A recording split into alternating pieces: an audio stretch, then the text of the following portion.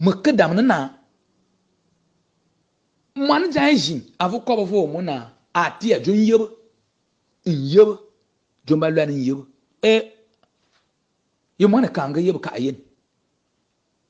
amu vo afirna nanijin ya avu jovan avu ko jam va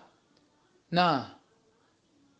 anjinji mo no waje azame ngungwa nata kuyame ngungo mo na ta makan fa ak awu fa anu yi den avu jena ka wa we kuyan mbore ya abelo man fu na ba avu yemni ni nyin yan ma mo fo kuru za mo bon be kuma joyan de te ngenya fa azama ashana ezamu Jesus o yemna non kwar zama ngenya ni anwie no wawo aliyebna anwama wu yem jo afo no gba mbamba zama sen an yebo me be vuan sen yebo no be be fa yebo ani bi fo bara ko jona mo fo wo fa bar bi alle fie fo va na jona e bo be bango so am vana mo zam nga ke ye le bango to ma bi ni mi bu 16000 an bizu bi saman yen kene jam te wo mbetam ce qui wo mbetam abimi kene mimbe abimi kene min a culture africa mo culture ba africa be ti aba africa na ba man ba shele e yo me wo bati avena Antiguo Testamento Exodo onkora no umbele bwana be Israel ba so Egypto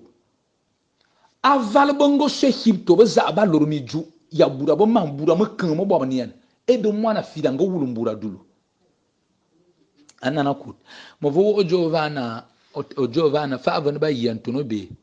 na no be de be jetam ana wa yem ntono be o tata nyi nya na ne fuluja aval mwane kangolu iyo nya na ntono be asefo ntono be wo kwa anto enyi ba yebo be nyemo ba hyenye madwo anum ntono be wo ba wa wo so eyubi ngolu aweyo efuluja eti aja be lu mo wa da fa de ntono be mitanyi va sefenyi temen amunu ba la enyi mi la nya no fo be chi abaya Occidente ma kuya bon ba yi aja kana jan tunu be mu jima wodo mun yi anama ma kuya ba yi na ambo tarbam Joan Africana mobe anzama mobe angoton bwana ba firikara ankoro na me ya sara eki ndombana mama taro ne kowo kuma na fida na rajo ngebe yantono be ayi zame mama vo bia munguma nimde zamnya ngo bofo buda bo mama bo bia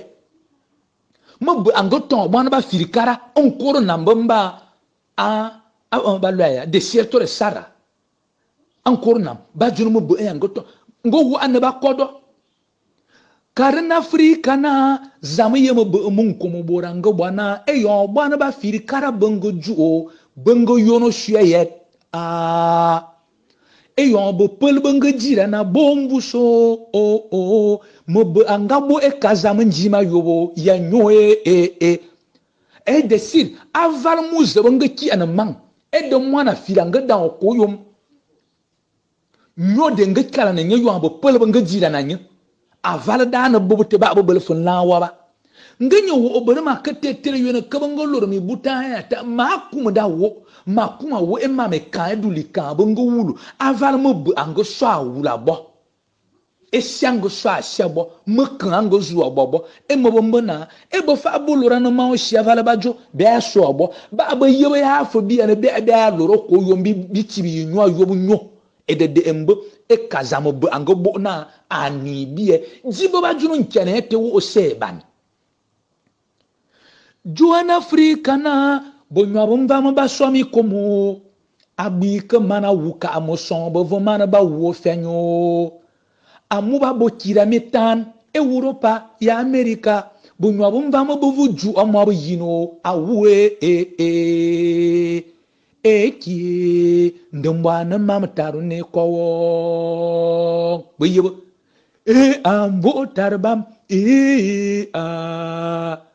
Joan Afrika na mbe an zama mbe ango tombo na ba firikara ankor na me yasara eki ndemba na mam taro ne ko won yire yen fa akwa zam won fa be mama ngo bo mama ibore Israel kebe yen fa ya ko won aye bura bo mama ya ango bafo bi mvumva ma bia bi kwa na ma won abore ya bo jang edi be wo a kan vale Joan Afrika na bo nyo mvambo mbo mi kom ba mana yubu abida mana wuyo bo nji ba jebe jebe ngo wo bo fen ka ba jebe musong amu bo mbo merkan fia bo mbo kira ni mi tane me kuona bwana bo no kira waba ede yo abakaro wonkenete wa yena fo mwane kam kina wo mi tane ja da yil ne ni di de maso jomo tebe yena ne rabele mi kene mi mamu bongo soba bo biye mam zaman go zuwa bo biye be antam na majem bi karna mama ke mo bor ma futuro da zuwa shi e yo abe to alamutum mutum mate mo na bayu alerna nyo e jomba lu an nyo e no jomo shi jomo ka e culture ji amunyo do mane ka nga wula yo be yo anga tubna bo pele ba jirna umbus be karo jo yembo la jab mane ka azu to bo jambo ajambo anji lot avala ba jona lot mane ka a to be ete porque acui ayomolu ania jabombo ete jimbo ve engove ni enyo amba jona mon Israel nya ajona bengo to wa desierto wo ojen ka abiji ka amanjim eja mwane kanga wo amfuile ete modumulu tama to ete jingo to ete semo be emenanga amuje be no wo nkene ete be abi kan wo bo ba be yen fa jovana lana kala Pablo anga chilibo la Roma lana nyia lombora Corinto yeme june jamengo bo kontefera Roma e yo Pablo anga chilibo Romanos yedebe wajine ava yedebe wuga mwanva yedebe na Cameroon vande bangala kala razama ye jamda loro tamete de Pablo anga chili tamete etebi telva dinde en kala razama mbe yeme junu nomu mba yuba yena chinba langa am man janvo jo jamte na wati a jon yebe nin yebe zama onna ngorsus bien anuna conviction avalo wajo ndefa yebe zama no pero fa e conviction yebe zama no e jomba tarbango lwa nin yebe embe jomba lwa na avenum ba lwa da fa na avenum de ba lwa nin yebe wa venum e jamo terabo enyambe bobla yebo wa wo mbobla amunu mane kan ayebo ejame mena tera bo avunne me jama tera bo da gbin na de akureva atumi bumitan monosu anomboro shimboro ka amunu me tera bo na oshino ka efona ne na wa mwa shikolo agbini abele yebo na eshen amuje amuna belebe titulanda eba fo mana baba shikolo eda abin na ma ye kya wuka ashen abin da men ne me shen amuna mo bobo shikolo ba kala ba tebu ju anda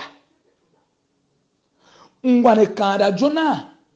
me kulubi ji mo bela bin no me kulubi ji mbuwi amunu mo tera ba ji am mo ben nyan mo fo mana ben mo be bi tare mo wo me bu bi tare bu ngikinu mwane kada jona mo be aka fe akore va akumi buzangba me bon kuku ma bini yebte oba jono bi belna ma vonne me jamo votira bo ma yene café mo mara be yakka nang de kies mi buzangba da ye bono da ye ma kwebin ma da kulu mono mo nto an kuku nyeba lu an yebo ayebe jamo wa me no tira kuman mwa shikolo omwe sha yebo na ye belo mwana ngwan amuna abini ne na agbo shen esen yebo yem belo bura manda mo piso yem no wajona ba jona nyano obele yebo onna jameji ese kane no bo nyan yebo onto ya jobi le bi keteba man yebo wasame ko ater betere ya fas e jambango joda jamte amunu nya na ba jo do pastor ayu ojo na yebe na o kiri ma yena bo shavu mu shivu mu ka vojam da onji ka shikolo yu ojo ni yebe ya to sekutanga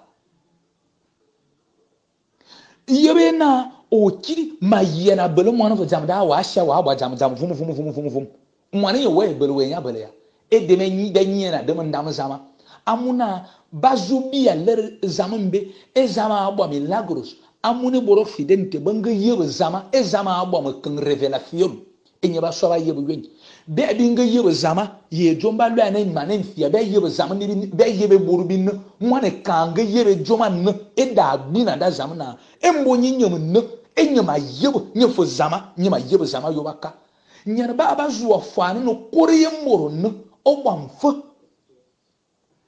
bere nyo yebo vana tenan vaniena ba jono mitem mi bo christian nyana ba duwa okore mboro no vale okko bon mwana americano okko bon mwana espagnol bia yi ana bana bi nan consequencia energy enawu mi tabe mana na wudi enaten mi tabe mana na akadi enezz mi tabe li anani mi ju mi teme mi bole bi anani sebia mi se kana bia bimbo okuru semi ju ba ju bia ke energia ayebo mi ju e mboro wa yebo mi ju ununju wa yuwa voje ni be binana na ke be yeba ni mi ju mamam mo mbora mi ju wa yebo mi ju no wa enyo aje nju aye onju umane ka on ba na agbeja ma ayem na da yin avolo mabin ne me ebele na amunu mo gba na mabin ne me ebele na amunu mo gba na yebe wa be yebe ndo no wa yelan wa bini jame no dano bo wa ejam wa nji ben wa lam no wolo akore va wona nga twi avalte ko ti mo no nyon wa yebe no we bela kun wo mbo aka shen wa aka shikolo wa bo shaya mo pira kun do bo ala no we bela wa yebe do mu na ndezam wa la biblia na ma msewa no no vana wo mbo ate ye mwane kambate wamba mbobo waba defendere di na ndia wa dwiruntu wamba wa tian wa chive bobo vo anu wa bombo jen wamba mana la mamte mo fulu bi bele male edu wa wula de ba vo omvus inyo wa binu va anu ojona amu bele biblia bekpo anabiye de be na kpo ambota insana mo betar banga yebe shajaba mo ombri na bobi shabi ya mo atere me jono bi tera na enyin tere ya na ayoma vuvu mi kama wele ma kama ban kwabova ma yem na ma mana dwas mbun aso an na ma me job bin ka na ma yem ma jofo aval ma shima na to ana nazezemo fo vunke oto ana abore ya bobo jam ngabi to ana ka abulan mutumuma be ken bore bin e jomo da balo we mboro no ene yo wa lere jomo wa menun e do mwane ka anga be mena no zama na akame men a yene joma no e de ba abongo ju ojo na mita ajam abimte abobo jam mo ko ba egbin nko bobolo bang mi ju ma mo nnim ne ya fo mo mbra ko mo fo agwe kiba